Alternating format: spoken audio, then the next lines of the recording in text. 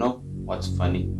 Everyone says they want financial freedom, but the moment they hear the word investing, their mind goes blank, their heart starts racing, and they whisper the same sentence every 95% of people do.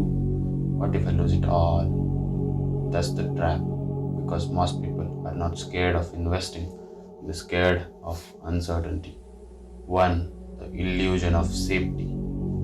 When you grow up hearing things like save your money, don't take risk, play it safe, you start believing that safety equals smart. So you keep your money in a saving account that barely beats inflation. You feel secure because it's visible, but that safety is an illusion. While your money sits still, the value of everything else rises quietly: rent, food, education, everything except your savings. You think you're protecting your money, but really, you're watching it decay. The rich learn this early.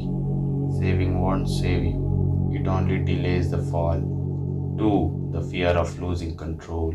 The 95% don't actually fear loss, they fear not being in control. When you invest, you hand your money to the unknown, the market, the system, the what ifs, and that makes people panic because control feels safe even when it's an illusion. That's why people say, I'll start investing when I learn everything.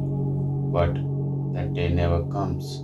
They study for years, watch tutorials, read posts, yet never take action. Not because they're stupid, but because they have tied their self worth to being right. And investing has one rule: you will be wrong sometimes. The 95% can't accept that. The 5% built around it. 3. The psychology of risk.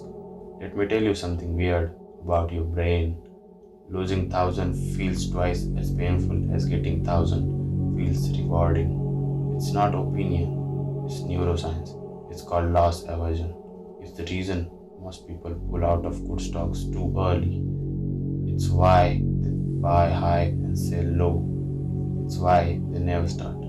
Your business isn't designed for markets, it's designed for survival. And the stock market, it doesn't care about your comfort zone. So when you feel the fear, that pit in your stomach, remember, it's not a sign to stop, it's a sign you're living the same cage 95% never escape. 4. The 5% rule. Risk is the rent you pay for freedom. The 5% don't see investing as a gamble, they see it as the rent you pay for the chance to own your future. They know risk can't be eliminated, only managed. They diversify, they learn, they build systems, and most importantly, they start. While the 95% are waiting for the right time, the 5% are letting time work for them.